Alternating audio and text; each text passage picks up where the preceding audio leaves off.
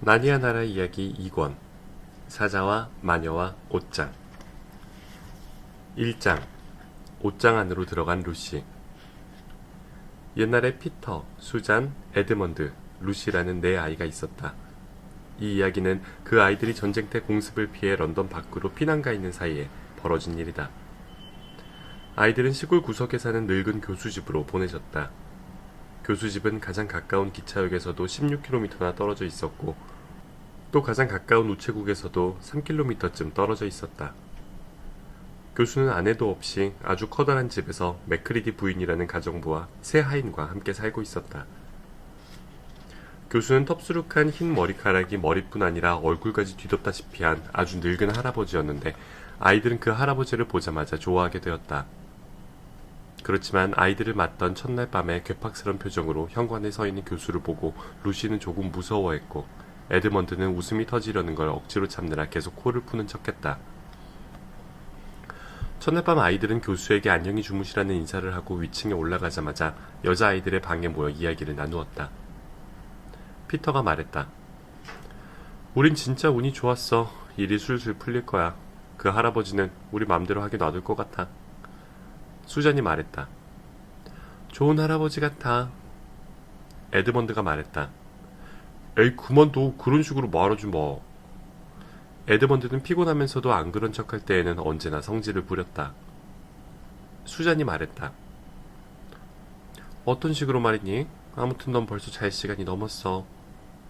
엄마처럼 말하지 마. 누나가 뭔데 나한테 자라 마라 해. 누나나 자. 루시가 말했다. 다들 자야 하는 거 아니야? 혹시라도 우리가 이 방에 모여 얘기하고 있는 걸 들으면 난리가 날 거야. 피터가 말했다. 아니 그렇진 않을 거야. 이 집은 우리가 뭘 하든 아무도 상관하지 않을 거야. 장담해. 어쨌든 우리 얘기 소리는 들리지도 않을 거야. 여기서 아래층 식당까지 가려면 10분이나 걸리니까. 게다가 그 사이에 계단도 많고 복도도 많잖아. 그때 갑자기 루시가 말했다. 이게 무슨 소리지? 루시는 지금껏 이렇게 큰 집은 처음이었다. 더군다나 쭉 늘어선 빈방과 많은 기다란 복도를 생각하니 슬며시 겁이 나기도 했다. 에드먼드가 말했다.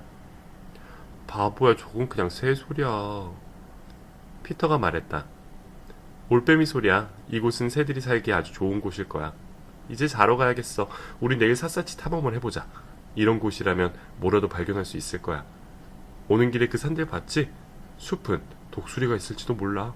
수사슴도, 어쩌면 매도 있을걸? 루시가 말했다. 오소리도. 에드먼드도 말했다. 여우도. 수잔도 거들었다. 토끼도. 그러나 다음날 아침이 되자 비가 쏟아졌다. 억수같이 퍼부어대는 비 때문에 창밖을 내다보아도 산이나 숲, 정원을 흘러가는 물줄기조차 보이지 않았다. 에드먼드가 말했다. 어휴, 비가 올 줄 알았다니까. 아이들은 방금 교수와 함께 아침 식사를 끝내고 교수가 마련해준 위층 방에 모여 있었다. 그 방은 길쭉하고 천장이 나지막했으며 양쪽 벽에 밖이 내다보이는 창문이 2개씩 있었다. 수잔이 말했다. 에드먼드 그만 투덜대. 1시간쯤 지나면 날씨가 개일 거야. 그동안 신나게 놀자. 라디오도 있고 책도 많으니까. 피터가 말했다. 난 빼줘. 난 집안을 탐험할 거야. 그 말에 너도 나도 좋다고 따라 나섰다. 이렇게 해서 아이들의 모험은 시작되었다.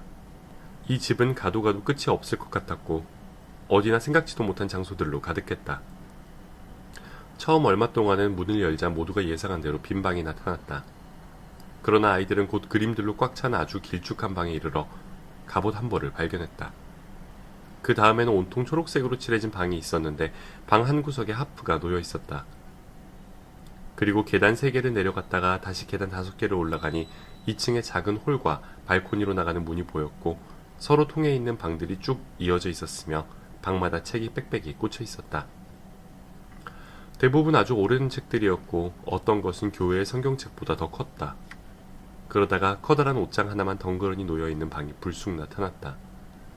옷장 문에는 거울이 달려 있었다. 그 방에는 창턱에 붙어있는 죽은 파리를 빼면 아무것도 없었다. 피터가 말했다. 아무것도 없다. 아이들은 다시 우르르 밖으로 나갔다. 단 루시만 빼고. 루시는 옷장 문이 잠겨 있으리라 생각하면서도 왠지 볼만한 가치가 있을 것 같다는 생각이 들어 뒤에 남았다. 그런데 놀랍게도 문은 아주 쉽게 열렸고 거기서 좀약 두 알이 또르르 굴러 떨어졌다. 안을 살펴보니 코트 몇 벌이 걸려 있었다. 대부분 긴 모피 코트였다. 모피의 감촉과 냄새라면 사족을 못 쓰는 루시는 곧장 옷장으로 들어가 코트 사이에다 얼굴을 비벼댔다. 루시는 옷장 안에 들어가서 문을 닫는 것은 멍청한 짓이라는 걸 알고 있었기 때문에 옷장 문은 그냥 열어두었다. 안쪽으로 좀 더 들어가 보니 코트가 쭉 걸린 첫째 줄 뒤에 두 번째 줄이 있었다. 거기는 무척 컴컴해서 루시는 옷장 뒷벽에 얼굴을 부딪히지 않으려고 팔을 앞으로 쭉 뻗었다. 한 걸음 두 걸음 내디디며 손가락 끝이 옷장 뒷벽에 닿겠지 싶었는데 뜻밖에도 나무 벽은 손이 닿지 않았다. 루시는 이 옷장은 엄청나게 큰가 봐 하고 생각하면서 들어갈 자리를 마련하려고 부드러운 코트 자락을 옆으로 밀며 안으로 쭉쭉 들어갔다. 그때 발밑에서 뭔가 뽀드득 소리를 냈다. 루시는 좀약인가? 하고는 이내 허리를 굽혀 발 아래를 만져보았다. 그런 딱딱하고 매끄러운 옷장 나무 바닥이 아니라 부드러우면서도 아주 차갑고 푸석푸석한 것이 만져졌다. 정말 이상한데? 루시는 혼잣말을 하면서 한두 걸음 더 나아갔다.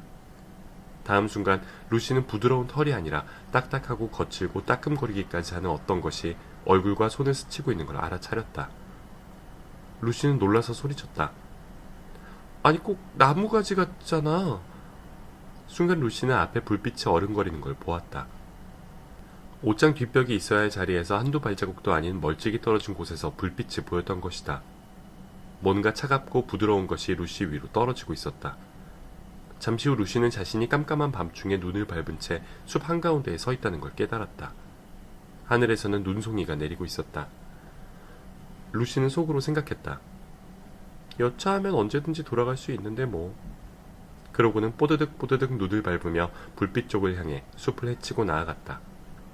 10분쯤 지나 그곳에 다다르니 가로등이 하나 서 있었다. 루시는 멈춰서서 가로등을 바라보며 숲 한가운데에 웬 가로등일까? 이젠 또 어떻게 할까 곰곰이 생각했다. 그런데 그때 루시 쪽으로 타닥타닥 다가오는 발소리가 들렸다. 곧이어 괴상망측한 사람이 나무들 사이에서 가로등 불빛 아래로 걸어 나왔다. 그 사람은 고작해야 루시보다 키가 조금 더 컸고 하얀 눈이 소복이 쌓인 우산을 펴들고 있었다. 허리 위쪽은 사람 같았지만 아래쪽은 발굽이 달린 염소다리 같았다. 꼬리도 하나 달려 있었는데 눈 위에 끌릴까봐 우산을 든 팔에 걸쳐놓아 처음에는 루시도 보지 못했다. 목에는 빨간 털목도리를 두르고 있었으며 피부색도 약간 붉으스레했다. 낯설긴 해도 호감 가는 인상의 자그마한 얼굴에는 짧고 뾰족한 턱수염과 곱슬머리가 나 있었고 이마 양쪽에는 머리카락 위로 뿔이 하나씩 솟아 있었다. 한 손은 아까 말했듯이 우산을 들고 있었고 다른 한 손은 갈색 종이로 싼 꾸러미 몇 개를 안고 있었다. 그 꾸러미들과 하얀 눈을 보니 마치 크리스마스 선물을 사온 사람 같았다. 그것은 바로 파우누스였다. 파우누스는 루시를 보자 놀란 나머지 꾸러미들을 와르르 떨어뜨리며 소리쳤다. 세상에! 2장. 루시가 옷장에서 찾아낸 것. 루시가 인사를 했다. 안녕하세요? 하지만 파우누스는 꾸러미들을 줍느라 정신이 없어서 처음에는 대꾸조차 하지 않았다. 다 줍고 나서야 루시에게 고개를 까딱해 보이고는 말했다. 안녕하세요. 안녕하세요. 실례지만 꼬치꼬치 캐묻고 싶진 않은데 혹시 이브의 딸인가요? 루시는 말뜻을 잘 알아듣지 못했다. 난 루시예요. 아, 미안하지만 당신은 혹시 흔히 말하는 여자아이인가요? 물론 여자아이죠. 그럼 정말 인간인가요? 루시는 여전히 어리둥절해하며 대답했다. 그야 인간이죠. 그래 맞아. 난 정말 바보야. 여태껏 한 번도 아담의 아들이나 이브의 딸을 본 적이 없어서 그만. 반가워요. 그러니까 파우누스는 아무 생각 없이 말을 꺼냈다가 아차 싶은 듯 말을 멈추더니 곧 다시 입을 열었다. 아 정말 반갑습니다. 내 소개를 해도 될까요? 나는 툼누스입니다. 만나서 반가워요 툼누스 씨. 이브의 딸 루시양 뭐 좀 물어봐도 될까요? 어떻게 나니아에 왔죠? 나니아요? 그게 뭔데요? 여기가 나니아입니다. 지금 우리가 있는 곳이죠. 저 가로등이 있는 곳에서부터 동쪽 바다의 거대한 케어 페러벨 섬까지가 모두 나니아 땅이죠. 그런데 당신은 서쪽 깊은 숲에서 왔나요? 난 빈방의 옷장을 통해 들어왔어요. 툼누스 씨는 다소 우울한 목소리로 말했다. 아, 어렸을 때 지리 공부를 좀 더 열심히 했더라면 그 이상한 나라들도 훤히 알 수 있을 텐데 이젠 너무 늦었어. 루시가 킥킥거리며 말했다. 그건 나라가 아니에요. 그냥 저 뒤에 있을 뿐이죠. 나도 뭐가 뭔지 모르겠지만 거긴 지금 여름이에요. 그런데 나니아는 겨울이죠. 아주 오랫동안 겨울이었어요. 이렇게 눈 속에서 얘기하다간 둘 다 감기 걸리겠어요. 머나먼 빈방 나라, 영원한 여름이 계속되는 화창한 도시 옷장에서 오신 이브의 딸, 우리 같이 차나 한잔 할까요? 고마워요, 툼루스 씨. 하지만 돌아가야 해요. 저 모퉁이만 돌면 바로예요. 따뜻한 불도 있고 토스트, 정어리, 케이크도 있어요. 어머, 정말 친절하시네요. 하지만 오래 머물진 못해요. 이브의 딸, 팔짱을 끼면 둘 다 우산을 쓸 수 있어요. 저 길이에요. 자, 이제 가죠. 루시는 이 이상한 창조물과 평소에 잘 알고 지내던 사이처럼 팔짱을 끼고 숲속을 걸어갔다. 둘은 얼마 안 가서 땅이 울퉁불퉁하고 곳곳에 바위가 널려 있으며 작은 언덕들이 들쭉날쭉한 곳에 다다랐다. 한 조그마한 골짜기 밑에 이르러 툰누스 씨는 유난히 커다란 바위 속으로 똑바로 걸어 들어가려는 듯 갑자기 옆으로 방향을 꺾었다. 그러나 마지막 순간에 루시는 툰누스 씨가 자신을 동굴 입구로 이끄는 것을 알아차렸다. 루시는 동굴 안으로 들어서자마자 정작 불빛 때문에 눈을 깜빡거렸다. 툰누스 씨는 허리를 구부려 깨끗하고 작은 부젓가락으로 불 속에서 타고 있는 장작개비를 꺼내 등잔에 불을 붙였다. 툰누스 씨는 곧장 주전자를 불 위에 올려놓으며 말했다. 금방 될 거예요.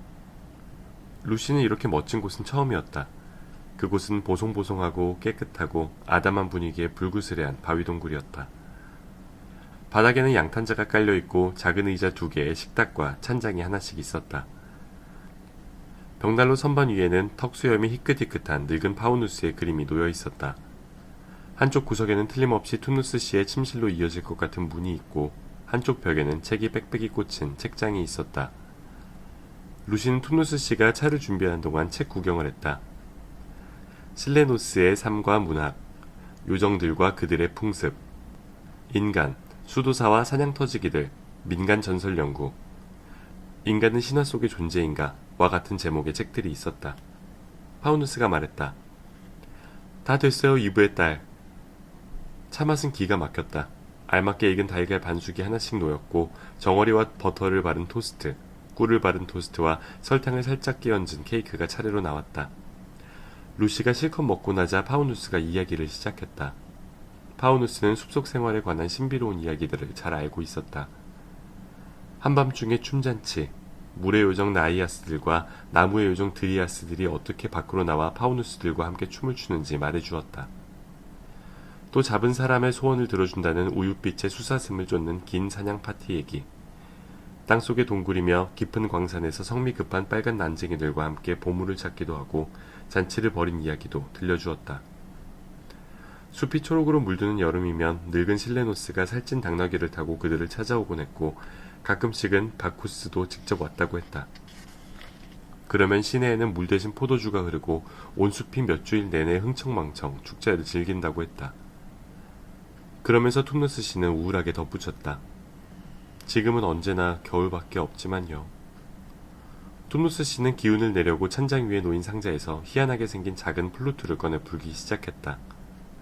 그 플루트는 지푸라기로 만든 듯 했다. 플루트 가락을 듣고 있자니 루시는 울고 웃고 춤추고 자고 싶은 마음이 한꺼번에 들었다. 루시가 퍼뜩 정신을 차렸을 때에는 벌써 몇 시간이나 흐른 뒤였다. 루시가 말했다. 툰누스 씨 정말 미안한데요. 가락이 마음에 들긴 하지만 집에 가봐야 해요. 몇 분만 있을 작정이었거든요. 파우누스는 플루트를 내려놓으면서 몹시 슬픈 듯 고개를 저었다. 하지만 이젠 소용없어요. 루시는 겁에 질려 벌떡 일어났다. 소용없다뇨? 무슨 소리예요? 당장 집으로 돌아가야 해요. 다들 내게 무슨 일이 생겨나 걱정한단 말이에요. 잠시 후에 루시는 다시 물었다. 툼누스 씨, 도대체 무슨 일이죠? 파우누스의 갈색 눈에 눈물이 그렁그렁해지더니 뺨을 타고 흘러내리기 시작했던 것이다. 눈물은 금세 코를 타고 줄줄 흘러내렸다. 파우누스는 마침내 두 손으로 얼굴을 감싼 채 동굴이 떠나갈 듯 울어댔다. 루시는 몹시 가슴이 아팠다. 톰누스 씨 울지 마세요. 그만 울어요. 무슨 일이죠? 어디 아파요? 자, 톰누스 씨 뭐가 잘못됐는지 말해주세요. 그러자 파우누스는 가슴이 미어지는 듯 계속 흐느꼈다. 루시가 다가서서 두 팔로 안아주고 손수건을 건넬 때까지도 울음을 그치지 않았다. 톰누스 씨는 손수건을 받아들고 계속 눈물을 훔쳐댔다. 손수건이 눈물에 다 젖어버려 더 이상 쓸 수 없게 되면 그때마다 양손으로 비틀어 짰다. 그 바람에 루시가 서 있는 곳은 곧 물기로 축축해졌다. 루시는 톰누스 씨를 붙잡고 흔들며 귀에 대고 고함쳤다. 톰누스 씨, 뚝 그쳐요. 다 큰 파우누스가 울다니 부끄러운 줄 아세요. 도대체 뭐 때문에 우는 거예요? 톰누스 씨는 여전히 흐느끼며 말했다. 나는 나쁜 파우누스라서 울고 있는 거예요. 전혀 나쁜 파우누스 같지 않은데요? 내가 보기에는 아주 좋은 파우누스 같아요. 지금까지 만난 파우누스 중에서 가장 좋은 분이요. 내 속을 안다면 그런 말을 하지 않을 거예요. 아니요, 나는 나쁜 파우누스예요. 세상에 나보다 더 나쁜 파우누스는 없을 거예요. 도대체 무슨 짓을 했는데요? 우리 아버지라면 저기 벽난로 선반 위 그림 속에 있는 인물이 우리 아버지인데 절대로 이런 짓은 하지 않았을 거예요. 이런 짓이라니요? 내가 한 짓 말이에요. 하얀 마녀 밑에서 일하는 거요. 그게 내 일이에요. 하얀 마녀가 내 주인이죠. 하얀 마녀? 그게 누군데요? 아니, 몰라요? 옷 나니아를 한 손에 쥐고 흔드는 여자 말이에요. 바로 그 여자가 이렇게 겨울만 계속되게 만들었어요. 크리스마스도 없는 영원한 겨울을 말이에요. 세상에, 생각 좀 해봐요. 끔찍해라. 그런데 그 여자가 당신한테 무슨 일을 시키죠? 툼누스 씨는 깊은 신음소리를 내며 말했다. 가장 나쁜 짓이죠. 나는 마녀의 하수인이에요. 날 봐요, 이브의 딸. 내가 숲속에서 만난 가엾고 순진한 어린애를, 나한테 아무 해코지도 하지 않은 그 아이를 친구인 척하고 집에 초대해서 내 동굴로 데려와 잠들도록 꼬인 뒤에 하얀 마녀한테 넘겨주는 짓을 한다면 믿겠어요? 아니요, 당신은 절대 그런 짓을 할 뿐이 아니에요. 하지만 이미 그렇게 했는걸요. 글쎄요. 루시는 다소 천천히 말을 이어나갔다. 그건 아주 나쁜 짓이죠. 하지만 이렇게 후회하고 있으니 다시는 그러지 않을 거라고 믿어요. 이브의 딸, 이해하지 못하는군요. 그건 전에 했던 일이 아니에요. 바로 지금 이 순간에 하고 있단 말이에요. 루시는 얼굴이 하얗게 질려 소리쳤다. 그게 무슨 뜻이죠? 당신이 바로 그 아이예요. 나는 하얀 마녀한테 명령을 받았어요. 만일 아담의 아들이나 이브의 딸을 숲에서 보면 붙잡아서 자기한테 넘기라는 거예요. 당신은 내가 처음 만난 인간이었어요. 나는 친구인 척하면서 당신에게 차를 대접하겠다고 했죠. 그러고는 아까부터 당신이 잠들기만 기다렸어요. 당신이 잠들면 마녀한테 보고하려고요. 하지만 안 그럴 거죠, 톰누스 씨? 그렇죠? 네? 진짜 그러면 안 돼요. 톰누스 씨는 다시 울음을 터뜨렸다. 그래도 마녀한테 잡히고 말 거예요. 그럼 내 꼬리랑 뿔은 싹둑 잘라나가 버릴 테고 턱수염도 모조리 뽑히겠죠.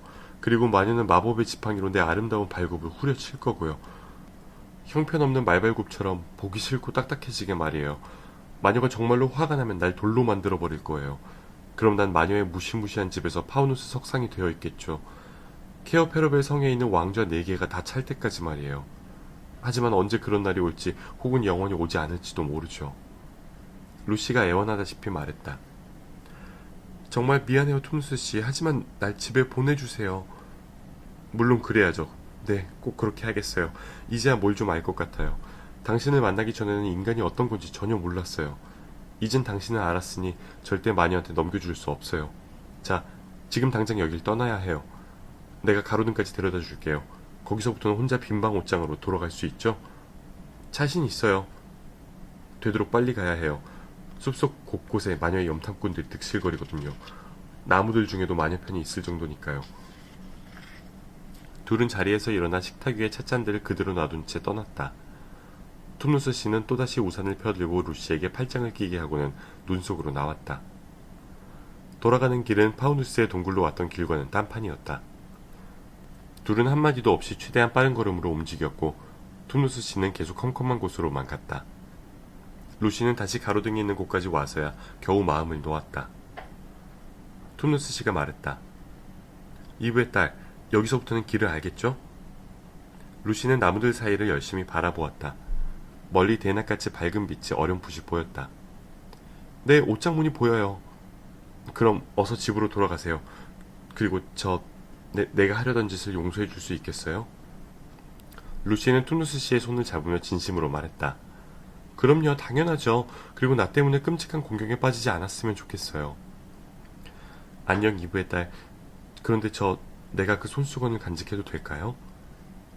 되다마다요. 루시는 멀리 보이는 빛 쪽으로 있는 힘을 다해 내달렸다. 어느새 거칠게 스치는 나뭇가지 대신 모피코트의 부드러운 감촉이 와닿더니 발밑에는 뽀드득거리는 눈 대신 나무 판자가 삐걱거렸다.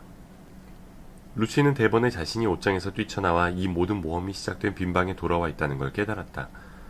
루시는 등 뒤로 옷장 문을 꼭 닫고 주위를 둘러보며 숨을 헐떡거렸다. 밖에는 여전히 비가 내리고 있었고 복도 쪽에서 다른 형제들의 목소리가 들려왔다. 루시는 큰 소리로 외쳤다. 나 여기 있어, 여기. 방금 돌아와서 난 괜찮아. 3장. 에드먼드와 옷장. 루시는 빈방에서 복도로 뛰어나오자마자 다른 세 형제들을 만났다. 루시가 거듭 말했다. 난 괜찮아. 방금 돌아왔어. 수잔이 물었다. 루시, 도대체 무슨 소리야? 루시는 눈을 동그랗게 뜨고 말했다. 왜? 내가 어디 갔었는지 궁금하지 않았어? 피터가 말했다. 아하, 너 숨어 있었구나. 그렇지.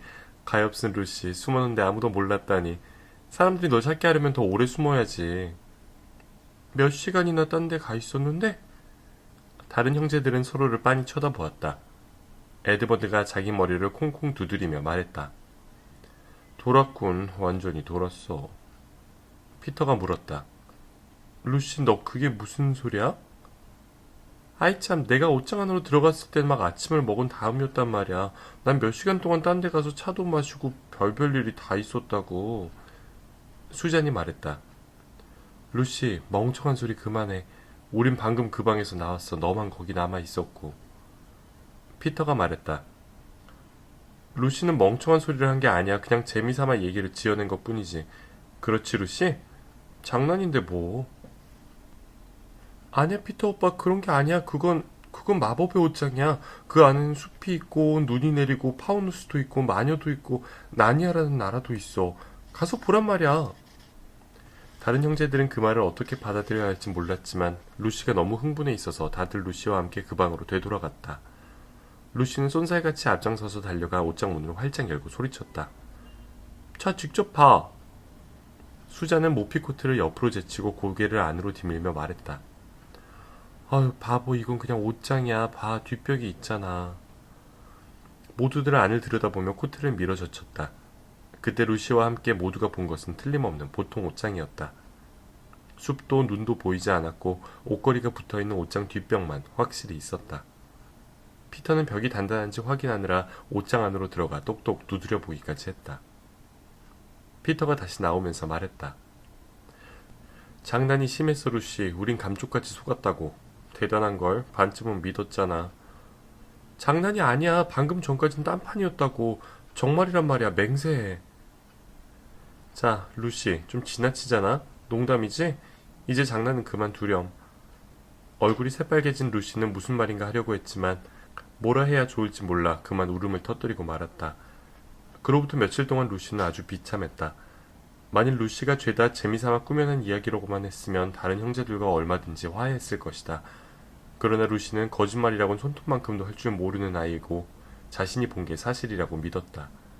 그래서 장난이라고 말할 수 없었다. 다른 형제들은 루시가 말도 안 되는 거짓말을 하고 있다고 생각했다. 그 때문에 루시는 몹시 슬펐다. 큰오빠와 언니는 별뜻 없이 그랬지만 작은 오빠만은 분명 아기가 있었다. 에드먼드는 루시만 보면 온 집안 벽장마다 또 다른 새로운 나라들이 있느냐고 놀려댔다. 더욱이 요즘같이 즐거워야 할 때 그렇지 못한 것은 여간 속상한 일이 아니었다. 날씨가 계속 화창해서 아이들은 아침부터 밤까지 바깥에서 헤엄치고 낚시하고 나무에 기어오르고 히스가 무성한 들판에서 뒹굴며 놀았다. 그렇지만 루시는 도무지 재미가 없었다. 다시 비가 내리는 날까지 그런 나날이 계속되었다. 그날 오후까지 줄기차게 비가 내리자 아이들은 집안에서 숨바꼭질을 하기로 했다. 수잔이 술래였다. 다들 숨으려고 흩어지자마자 루시는 옷장이 있는 방으로 갔다. 옷장에 숨을 생각은 없었다. 그랬다가는 또다시 그 지긋지긋한 일을 가지고 이러쿵저러쿵 말이 많을 테니까. 그런데도 옷장 안을 한 번 더 보고 싶었다. 이제는 루시조차 나니아와 파우누스가 꿈이 아니었을까 의심스러웠다. 집이 워낙 크고 복잡해서 숨을 곳은 많았다. 루시는 옷장 안을 한번 들여다보고 나서 딴 데 숨어도 시간은 충분할 것 같았다. 그런데 막 옷장 앞에 다다른 순간 바깥 복도에서 발자국 소리가 들렸다. 루시는 할 수 없이 옷장 안으로 뛰어들어가 문을 살며시 닫은 다음 붙들고 있었다. 절대로 문을 꽉 닫지는 않았다. 옷장 안에 들어가서 문을 닫는 것은 멍청한 짓이라는 걸 알고 있었기 때문이다. 마법의 옷장이 아니라도 말이다. 루시가 방금 들은 발자국 소리는 에드먼드의 발소리였다. 에드먼드는 방으로 들어오다가 때마침 옷장 안으로 사라지는 루시를 보았다. 에드먼드는 자기도 그 안에 들어가기로 마음먹었다. 특별히 숨기 좋아서가 아니라 루시가 말한 상상의 나라를 트집잡아 계속 놀려먹으려는 심보에서였다. 에드먼드는 옷장 문을 열었다. 여느 때처럼 코트가 걸려있고 조명 냄새가 풍기고 컴컴하고 조용했다. 루시는 보이지 않았다. 에드먼드는 혼자 중얼거렸다. 루시는 내가 수잔 누나인 줄 아나 봐. 그래서 뒤에 꼼짝 않고 숨어있는 걸 거야. 에드먼드는 안으로 뛰어들어가 문을 닫았다. 그것이 매우 멍청한 짓이라는 걸 깜빡 잊었다. 그때부터 에드먼드는 루시를 찾아 어둠 속을 더듬어 나갔다. 몇 초 안에 루시를 찾을 것이라고 기대했던 에드먼드는 예상이 빗나가자 다소 당황했다. 다시 문을 열어 빛이 들어오게 하려고 했지만 문도 찾을 수가 없었다. 에드먼드는 그만 꺼림칙해져서 사방을 거칠게 더듬거리며 소리질렀다. 루시! 루시 어딨니? 너 여기 있는 거 다 알아? 그러나 아무 대답이 없었다. 에드먼드는 자기 목소리가 이상하게 들린다는 것을 깨달았다. 벽장 같은 데서 울리는 소리가 아니라 들판에서 나는 듯한 소리였다. 게다가 에드먼드는 불현듯 추위를 느꼈다. 그때 불빛이 보였다. 에드먼드는 혼잣말로 중얼거렸다. 다행이야. 문이 저절로 열린 게 틀림없어. 그러고는 루시 생각은 모조리 잊어버리고 불빛 쪽으로 다가갔다. 옷장 문이 열렸다고 생각한 것이다. 그런데 에드먼드가 발을 내디딘 곳은 빈 방이 아니었다. 어둑어둑하게 우거진 어느 전나무 숲 그림자를 벗어나 숲 한가운데 탁 트인 공간에 서 있었다. 발 아래로 뽀드득 뽀드득 마른 눈이 밟혔고 나뭇가지 위에도 눈이 수북이 쌓여 있었다. 하늘은 맑게 갠 겨울 아침에나 볼 수 있는 옅은 쪽빛이었다. 바로 앞에서 선명하고 붉은 해가 나무 줄기 사이로 막 떠오르고 있었다. 사방이 너무나 고요해서 마치 그 나라에 살아있는 것이라곤 에드먼드 혼자뿐인 것 같았다. 나무들 사이를 돌아다니는 울새나 다람쥐조차 눈에 띄지 않았다. 어디를 둘러봐도 온통 숲이었다. 에드먼드는 추워서 덜덜 떨었다. 에드먼드는 그제야 루시를 찾던 중이라는 사실이 떠올랐다. 그와 더불어 지금 현실로 밝혀진 상상의 나라를 가지고 루시한테 얼마나 심술궂게 굴었는지도 떠올랐다. 에드먼드는 루시가 틀림없이 근처 어딘가에 있을 거라 생각하고는 큰 소리로 외쳤다. 루시! 루시 나도 왔어! 나야 에드먼드! 그러나 아무 대답이 없었다. 에드먼드는 루시는 요즘 나 때문에 화가 나 있는 거야 하고 생각했다. 에드먼드는 자기가 틀렸다는 사실을 인정하기는 싫었지만 이처럼 낯설고 춥고 적막한 곳에 혼자 있는 것은 더욱 싫었다. 그래서 다시 소리쳤다. 루시 의심해서 미안해. 네가 옳았어. 어서 나와 우리 화해하자. 그러나 여전히 아무 대답이 없었다. 에드먼드는 혼잣말로 중얼거렸다. 여자애들은 다 그래. 꽁해가지고 사고도 안 받아들이고 말이야. 에드먼드는 다시 주위를 둘러보았으나 아무래도 마음에 들지 않았다. 이제는 집으로 돌아가야겠다고 마음을 거의 굳혔을 때였다. 숲 저 멀리에서 종소리가 들려왔다. 가만히 귀를 기울이는데 소리가 점점 더 가까워지더니 술록 2마리가 끄는 썰매 한 대가 보였다. 셰틀랜드 종의 조랑말만한 술록은 털이 어찌나 하얀지 눈보다 더 하얗게 보였다. 높이 뻗어있는 술록의 불은 아침 노을을 받아 불타는 듯 빛나고 있었다. 주홍빛 가죽으로 된 술록의 끌채에는 종이 잔뜩 달려 있었다. 썰매에는 일어서봤자 키가 1미터도 채 안 될 것 같은 뚱뚱한 난쟁이가 앉아서 술록을 몰고 있었다. 그 사람은 북극곰 모피 옷을 입고 머리에는 기다란 금빛 장식 술이 달린 빨간 모자를 쓰고 있었다. 난쟁이의 무성한 수염은 무릎까지 내려와 담요 노릇을 제법 톡톡히 하고 있었다. 그런데 난쟁이 뒤로 썰매 한가운데의 아주 높다란 자리에는 완전히 다른 사람이 앉아 있었다. 에드먼드가 이제까지 본 여자 가운데 가장 키가 크고 덩치가 어마어마한 여인이었다. 그 여인도 목까지 올라오는 하얀 모피 옷을 입고 있었는데 오른손에는 길고 곧은 황금빛 마법 지팡이를 들었고 머리에는 금관을 쓰고 있었다. 여인의 얼굴은 새빨간 입술만 빼고는 그냥 창백한 정도가 아니라 흰 눈이나 백지장 같았다. 어떻게 보면 아름다운 얼굴이었지만 매우 오만하고 차갑고 섬뜩한 분위기를 풍겼다. 썰매가 에드먼드 쪽으로 휙 다가왔다. 종이 딸랑딸랑 울리고 난쟁이가 채찍을 휘두르는 가운데 썰매 양옆으로 눈발이 휘날리고 있었다. 썰매는 더할 나위 없이 아름다웠다. 여인이 말했다. 멈춰라. 난쟁이가 너무 갑자기 고삐를 잡아당기는 바람에 술록들은 그대로 바닥에 주저앉을 뻔했다. 술록들은 이내 자세를 추스른 뒤 재갈을 우두둑 우두둑 씹으며 숨을 몰아쉬었다. 차디찬 대기 속으로 뿜어져 나오는 술록들의 콧김이 마치 연기처럼 보였다. 여인은 에드먼드를 매섭게 쏘아보며 물었다. 그런데 넌 뭐냐? 에드먼드는 다소 어색하게 대답했다. 나는 에드먼드예요. 에드먼드는 자기를 쳐다보는 여인의 눈초리가 싫었다. 여인은 얼굴을 찡그리더니 아까보다 더 험악하게 쏘아보며 물었다. 그게 여왕한테 하는 말버릇이냐? 용서하세요, 여왕폐하. 몰랐어요. 난이야 여왕을 모른다고. 참, 이제부터는 똑똑히 알게 해주지. 그건 그렇고 다시 묻겠는데 넌 뭐냐? 저 여왕폐하 도대체 뭘 물으시는 건지 모르겠어요. 저는 학교에 다녀요. 아무튼 지금은 방학이라서 안 다니지만요. 사장, 터키 젤리. 여왕이 다시 물었다. 도대체 넌 뭐지? 턱수염을 싹 민 난쟁이냐? 에드먼드가 대답했다. 아니요, 여왕폐하. 턱수염 같은 건 난 적이 없어요. 저는 사내 아이예요. 사내 아이라? 그럼 네가 아담의 아들이란 말이냐? 에드먼드는 아무 말도 않고 잠자코 서 있었다. 너무 당황한 나머지 그 질문의 뜻을 이해하지 못했다. 여왕이 말했다. 네가 무엇이든 바보 천치란 건 알겠다. 마지막으로 물을 테니 대답하거라. 안 그러면 경을 칠 줄 알아라. 너는 인간이냐? 네, 여왕폐하. 어떻게 내 왕국으로 들어왔지? 저 여왕폐하 옷장으로 들어왔어요. 옷장? 그게 무슨 소리냐? 그냥 문을 열었더니 여기 와 있었어요, 여왕폐하.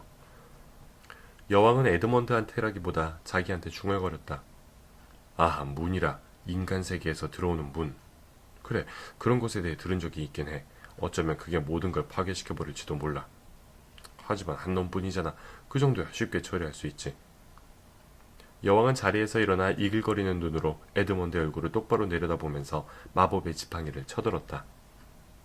에드먼드는 여왕이 끔찍한 짓을 저지르겠구나 싶었지만 옴짝달싹도 할 수 없었다. 이젠 죽었구나 싶어 단념하려던 순간 여왕은 마음을 바꾼 듯했다. 갑자기 여왕의 말투가 싹 바뀌었다. 가엾은 녀석, 몹시 추워 보이는구나. 얼른 내 옆에 앉으렴.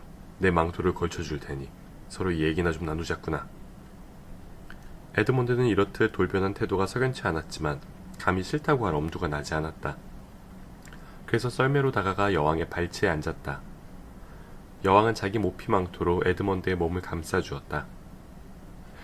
뭐 따뜻한 것 좀 마시겠니? 어때? 에드먼드는 너무나 추워서 이를 딱딱 맞부딪히며 말했다. 네, 주세요, 여왕폐하. 여왕은 짐꾸러기에서 구리로 만든 듯한 작은 병을 꺼냈다. 그러고는 팔을 뻗어 썰매가 지나가는 눈길 위에 병 속에 든 것을 한 방울 떨어뜨렸다. 에드먼드는 그 물방울이 공중에서 한순간 다이아몬드처럼 빛나는 것을 보았다. 그런데 물방울이 눈에 닿는 순간 슉슉 소리가 나더니 난데없이 김이 모락모락 피어오르는 보석 컵이 나타났다. 난쟁이는 얼른 컵을 집어서 에드먼드에게 건네주며 저를 꾸벅하더니 미소를 지었다. 하지만 별로 좋은 미소는 아니었다. 뜨거운 음료를 마시자 에드먼드는 기분이 한결 나아졌다. 아주 달콤하고 거품이 있는 크림이 듬뿍 든 것으로 전에는 한 번도 맛보지 못한 새로운 맛이었다. 에드먼드는 금세 발끝까지 몸이 따뜻해졌다. 여왕이 곧 말을 꺼냈다. 예, 아담의 아들아, 먹을 것도 없이 마시기만 하면 재미없지. 뭐가 제일 먹고 싶으냐? 터키 젤리요, 여왕폐하. 여왕은 병에 든 것을 또 한 방울 눈 위에 떨어뜨렸다. 곧 초록색 비단 리본으로 묶인 동그란 상자가 나타났다. 상자를 열어보니 몇 킬로그램은 너끈이 나갈 것 같은 최고급 터키 젤리가 들어있었다. 젤리는 아주 달콤했고 한가운데까지 말랑말랑했다. 이렇게 맛있는 젤리는 난생 처음이었다. 이제 몸이 완전히 녹은 에드먼드는 마음이 편안해졌다. 에드먼드가 맛있게 먹는 동안 여왕은 계속 질문을 해댔다. 처음엔 에드먼드도 입안에 먹을 것을 잔뜩 넣은 채 말하는 건 버릇없는 짓이라는 생각이 떠올랐지만 그런 생각은 금방 다 잊어버리고 오로지 터키 젤리를 뱃속에 집어넣기에 바빴다. 먹으면 먹을수록 자꾸만 더 먹고 싶어졌다. 그래서 여왕이 왜 그렇게 꼬치꼬치 캐묻는지는 의심해보지도 않았다. 여왕은 에드먼드에게서 남자 형제가 하나, 여자 형제가 둘 있다는 사실을 알아냈다. 게다가 여동생은 벌써 나니아에 와서 파우누스를 만나고 돌아간 적이 있으며 에드먼드 자신과 형, 두 누이를 빼면 나니아에 대해 아는 사람이라고는 하나도 없다는 얘기까지 속속들이 들었다. 여왕은 특히 그 아이들이 4명이라는 사실에 관심이 쏠리는지 자꾸만 그 얘기로 돌아갔다. 모두 4명이 확실해? 아담의 아들 둘과 이브의 딸 둘. 더 많지도 적지도 않단 말이지. 에드먼드는 터키 젤리를 입안에 잔뜩 쑤셔넣고 우물거렸다. 네, 아까 말했잖아요. 여왕은 에드먼드가 여왕폐하라고 부르는 것을 깜빡했는데도 이제 그런 것에는 신경도 쓰지 않는 듯했다. 드디어 터키 젤리가 바닥이 났다. 에드먼드는 빈 상자를 뚫어지게 바라보며 여왕이 더 먹고 싶냐고 물어주기를 바랐다. 여왕은 틀림없이 그런 에드먼드의 속마음을 훤히 꿰뚫고 있었을 것이다. 에드먼드는 까맣게 모르고 있었지만 여왕이 준 젤리는 누구든지 한번 맛을 보면 자꾸만 더 먹고 싶어지는 마법의 터키 젤리였다. 심지어 그냥 내버려 두면 배가 터져 죽을 때까지 계속 먹어댄다는 사실을 여왕은 잘 알고 있었다. 그러나 여왕은 에드먼드에게 더 먹으라는 말은 하지 않았다. 대신 이렇게 말했다. 아담의 아들아, 너의 형과 누이들을 몹시 보고 싶구나. 네가 가서 형제들을 데려오겠니? 에드먼드는 여전히 빈 상자를 빤히 쳐다보면서 말했다. 그러죠 뭐. 형제들을 데리고 오면 터키 젤리를 더 많이 주마. 지금은 더 이상 줄 수가 없단다. 마법이란 딱 한 번밖에 부릴 수가 없거든. 내 집에서라면 다르지만. 지금은 그 집에 못 가나요? 에드먼드는 처음 썰매를 탔을 때 여왕이 자기를 돌아올 수 없는 낯선 곳으로 데려갈까봐 걱정했다. 그러나 이제는 그런 두려움도 죄다 잊고 있었다.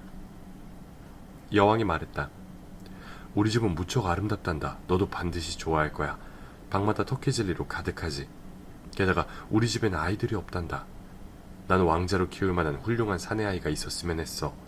내가 세상을 떠나면 나니아의 왕이 될 사내아이 말이야. 왕자가 되면 금관을 쓰고 하루 종일 터키 젤리를 먹을 수 있지. 너만큼 똑똑하고 잘생긴 아이는 처음이란다. 언제든 형제들을 데리고 찾아오면 널 왕자로 삼고 싶구나. 지금은 안 되나요? 에드먼드는 얼굴이 새빨개지고 입과 손가락이 끈적끈적해진 상태였다. 여왕이 뭐라든 간에 지금 에드먼드의 꼴은 똑똑하거나 잘생긴 것과는 거리가 멀었다. 여왕이 말했다. 오, 지금 널 데리고 가면 네 형제들을 못 볼 것 아니냐. 나는 아름다운 네 형제들을 꼭 보고 싶구나. 너는 왕자가 될 거야. 나중에는 왕이 될 거고. 그래서 그렇단다. 네 밑으로 신하와 귀족들도 있어야 하잖니. 네 형과 누이들을 공작으로 만들어주마. 걔들은 별 볼 일 없는 애들이에요. 그리고 다음에 얼마든지 데려올 수 있잖아요. 아, 하지만 일단 우리 집에 들어가면 너는 형제들을 까맣게 잊어버릴 거야. 너무 즐거워서 형제들을 데리러 가는 일이 귀찮아질 거라고. 그러니 안 돼. 지금 당장 돌아가서 나중에 형제들과 함께 오너라. 알겠지. 그 애들 없이는 올 필요도 없어. 에드먼드가 간청하는 투로 말했다. 하지만 집으로 돌아가는 길도 모르는걸요. 그건 문제없어. 저기 등불이 보이지? 여왕은 마법의 지팡이로 한 곳을 가리켰다. 에드먼드는 돌아서서 루시가 파우누스를 만났던 바로 그 가로등을 바라보았다. 곧장 가거라. 저 너머에 인간 세계로 통하는 길이 있단다. 자, 이제 다른 길을 보렴. 여왕이 이번엔 반대편을 가리켰다. 나무들 너머로 솟아있는 작은 언덕 2개가 보이느냐? 보이는 것 같아요. 그래, 우리 집은 저 2 언덕 사이에 있단다. 다음에 올 때에는 가로등을 찾은 다음 저 2 언덕을 찾거라. 그리고 우리 집이 나올 때까지 계속 숲을 걸으면 돼. 명심해라. 형제들을 꼭 데려와야 한다. 너 혼자 오면 안 돼. 최선을 다할게요. 그런데 다른 사람들한테 내 말을 할 필요는 없어. 우리 둘만의 비밀로 하면 더 재미있을 거야. 안 그래? 다들 깜짝 놀라게 해주자꾸나. 그냥 형제들을 데리고 2 언덕으로 오는 거야. 너같이 똑똑한 아이라면 둘러댈 말쯤은 쉽게 생각해낼 수 있겠지. 우리 집까지 오면 그냥 여기 누가 사는지 보자 라든가 뭐 그런 말을 하면 될 거야. 그래, 그게 제일 좋겠구나. 네 여동생이 파우누스를 만났다니까 어쩌면 나에 대해 이상한 얘기를 들었을지도 몰라. 잔뜩 겁을 집어먹고 나한테 오지 못하게 하는 불쾌한 얘기 말이야. 파우누스들은 아무 말이나 마구 짓거려대거든. 자, 그럼. 에드먼드가 불쑥 말을 잘랐다. 부탁이에요. 집에 가는 길에 터키 젤리 하나만 더 먹을 수 없을까요? 여왕은 깔깔거리며 말했다. 안 돼, 안 돼. 다음에 만나면 줄게. 여왕은 난쟁이에게 어서 가자고 손짓했다. 쏜살같이 달려가는 썰매 위에서 여왕은 줄곧 에드먼드에게 손을 흔들며 외쳤다. 다음에 주마. 잊지마, 빨리 내려와야 한다. 에드먼드는 썰매가 더 이상 보이지 않을 때까지 물끄러미 바라보았다.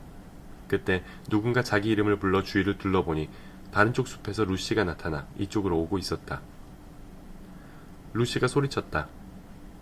어머, 에드먼드 오빠! 오빠도 왔구나. 정말 놀라운 곳이지? 지금... 그래, 네가 옳았어. 그게 마법의 옷장이라는 것도 알았어. 사과할게. 그런데 도대체 지금까지 어디에 있었던 거야? 사방으로 널 찾았단 말이야. 루시는 너무나 기쁘고 들뜬 나머지 에드먼드의 말투가 퉁명스러워지고 얼굴이 빨갛게 달아올라 이상해진 걸 눈치채지 못했다.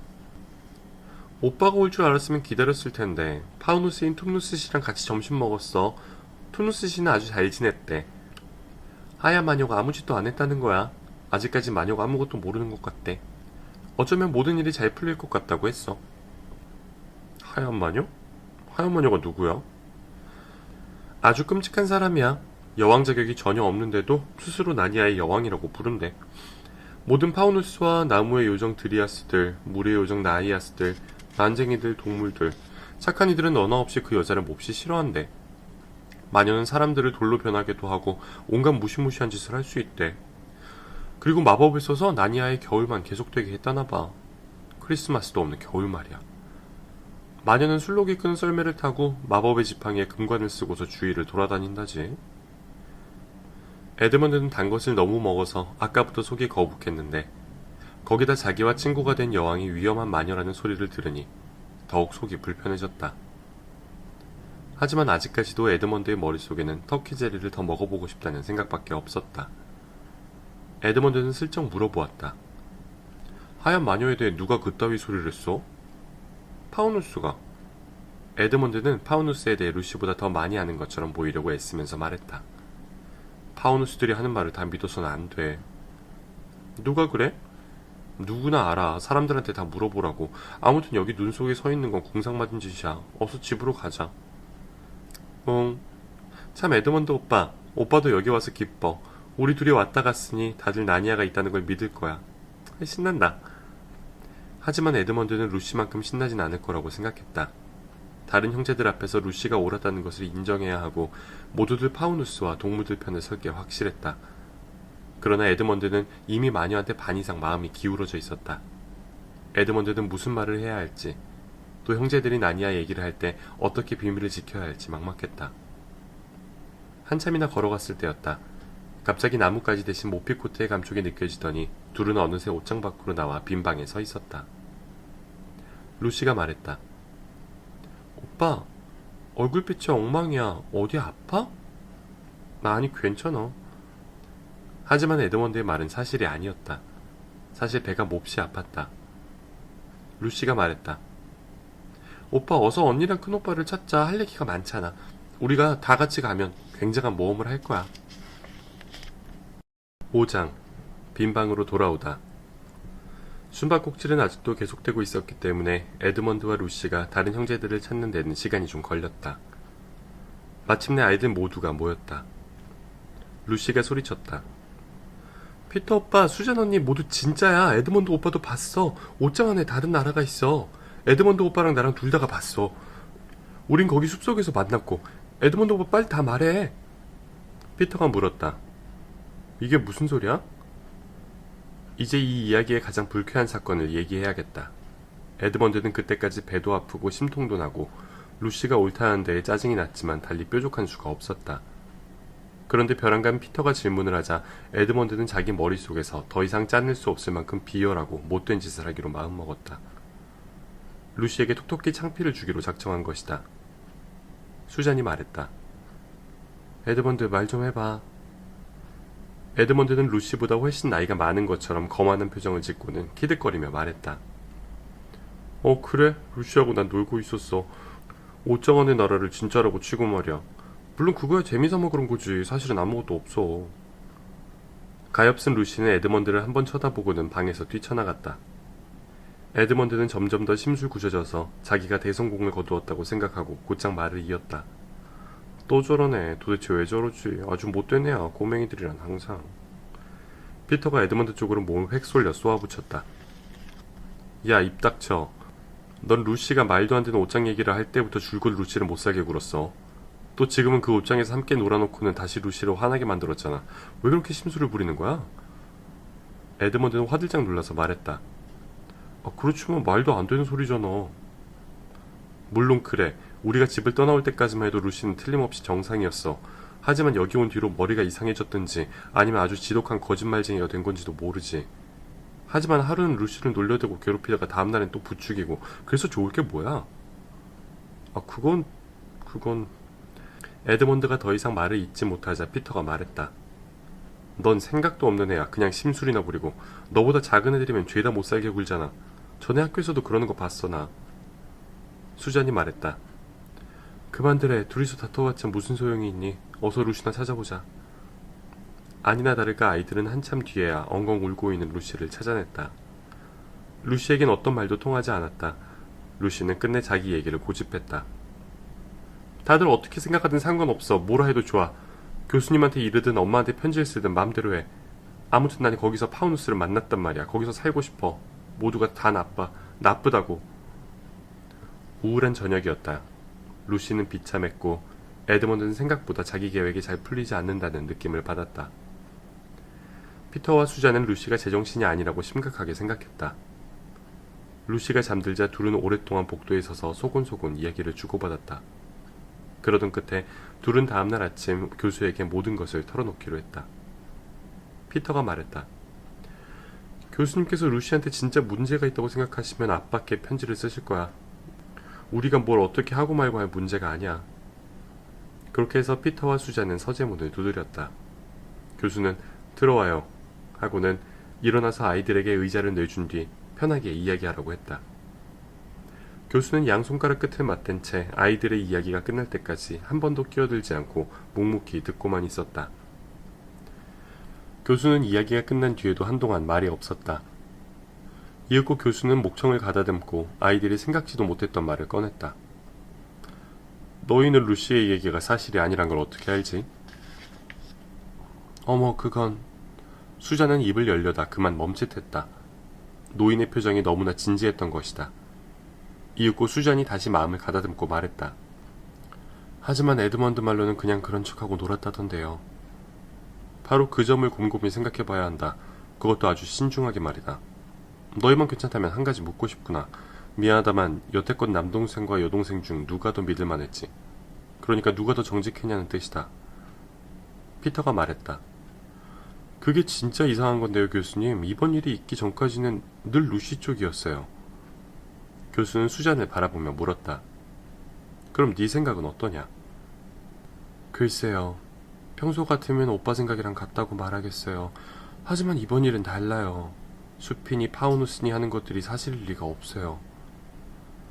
그건 나도 모르는 일이다만 늘 정직하던 사람한테 거짓말을 했다고 몰아세우는 건 아주 심각한 문제야. 심각한 문제고 말고. 수잔이 말했다. 저희는 그 말이 참말일까봐 걱정했어요. 루시가 좀 잘못된 게 아닌가 싶어서요. 교수는 매우 차분하게 말했다. 미쳤다는 소리냐? 자, 쉽게 생각해보자. 그 애랑 얘기해보면 미치지 않았다는 걸 알 수 있을 거야. 그렇지만 수잔은 무슨 말인가 하려다가 그만두었다. 교수처럼 나이 든 어른이 그렇게 말하리라고는 전혀 짐작도 못했기 때문에 어떻게 받아들여야 할지 혼란스러웠다. 교수는 혼잣말처럼 중얼거렸다. 논리. 왜 요즘 학교에서는 논리학을 가르치지 않을까? 이 일에는 세 가지 가능성이 있어. 루시가 거짓말을 하고 있거나 미쳤거나 아니면 사실을 얘기하고 있거나. 너희는 그 애가 거짓말을 하지 않는다는 사실과 분명히 미치지 않았다는 사실을 알고 있어. 그럼 다른 증거가 없는 한 우리는 그 애의 말이 진실이라는 가정을 해야 된다. 수잔은 교수를 뚫어지게 바라보았다. 확실히 자기들은 놀리고 있는 표정은 아니었다. 피터가 물었다. 하지만 그 얘기가 어떻게 사실일 수 있죠? 왜 그런 소리를 하지? 먼저 그 말이 사실이라면 옷장 안에 들어갈 때마다 누구나 그 나라를 찾을 수 없는 건 왜죠? 우리가 들여봤을 땐 아무것도 없었거든요. 그때는 루시조차 거기에 뭐가 있는 것처럼 굴지 않았다고요. 그게 이번 일과 무슨 상관이 있니? 말하자면요, 교수님. 만약에 어떤 게 실제로 존재한다면 그것들은 항상 거기에 있어야 하잖아요. 글쎄, 그럴까? 피터는 무슨 말을 해야 할지 몰랐다. 수잔이 말했다. 게다가 그럴 시간이 없었어요. 설령 그런 곳이 있다고 해도 루시가 다녀올 만한 시간은 아니었어요. 우리가 방에서 나오자마자 루시는 곧바로 뒤쫓아 달려나왔어요. 1분도 채 안 됐는걸요. 그런데 루시는 몇 시간이나 떨어져 있던 것처럼 굴었어요. 그래서 오히려 그 얘기가 진실 같다는 거다. 만일 이 집에 다른 세계로 이어지는 문이 정말로 있다면 말이야. 그러니까 그 애가 다른 세계에 가봤다면 그 세계가 우리 세계와 전혀 다른 시간을 갖고 있다고 해도 놀랄 일은 아니지. 너희가 그곳에 아무리 오래 머물렀다 해도 우리 시간으로는 눈 깜짝할 사이라면 말이다. 그리고 그 또래 여자애들이 그런 얘기를 지어내지는 못할 것 같구나. 혹시 장난이었다면 훨씬 더 오랫동안 숨어있다 나와서 얘기했겠지. 피터가 말했다. 그렇다면 교수님께서는 정말로 다른 세계가 있을 수 있다는 말씀이세요? 여기저기 어디에나 바로 코앞에도요? 있을 수 있고 말고. 교수는 안경을 벗어서 닦으며 혼잣말로 중얼거렸다. 요즘 학교에서는 도대체 뭘 가르치는지 모르겠군. 수잔이 말했다. 그럼 우리는 어떻게 하죠? 수잔은 점점 대화가 요점에서 벗어나고 있다는 걸 느꼈다. 교수가 갑자기 아주 날카로운 표정으로 두 아이를 쳐다보며 말했다. 꼬마 아가씨, 아직 아무도 입 밖에 내지 않았지만 한번 해볼 만한 해결책이 있어. 수잔이 눈을 동그랗게 뜨고 물었다. 그게 뭔데요?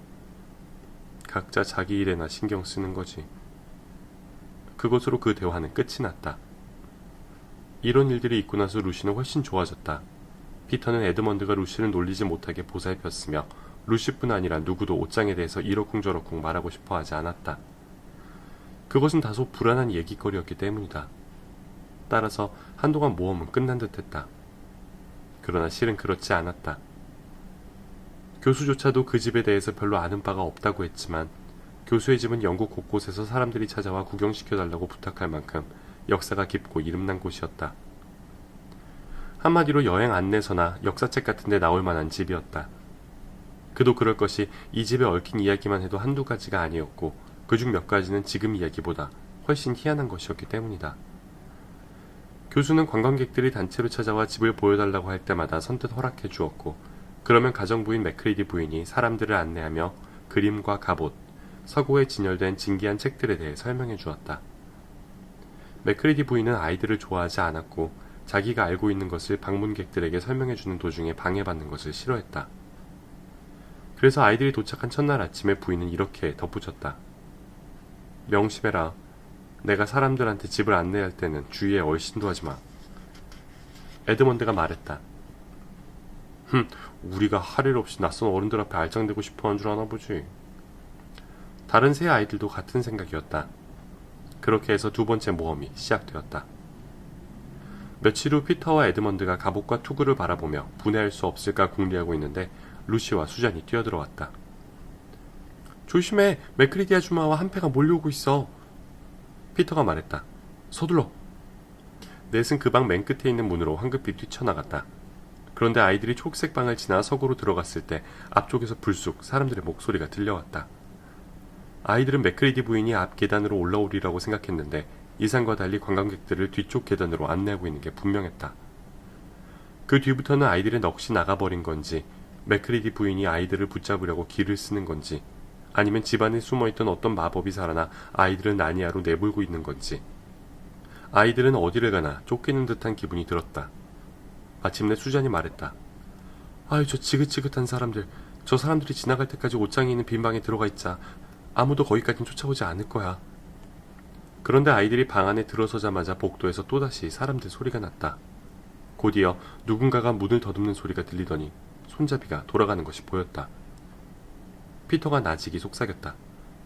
서둘러 여기밖에 없어. 그러고는 옷장 문을 열었다. 넷은 후다닥 옷장 안으로 들어가 어둠 속에서 숨을 헉헉대며 앉아 있었다. 피터는 문을 꼭 잡고 있었지만 완전히 닫지는 않았다. 현명한 사람들이 그렇듯이 피터도 옷장 안에 들어가서 문을 꽉 닫으면 절대로 안 된다는 사실을 알고 있었기 때문이다.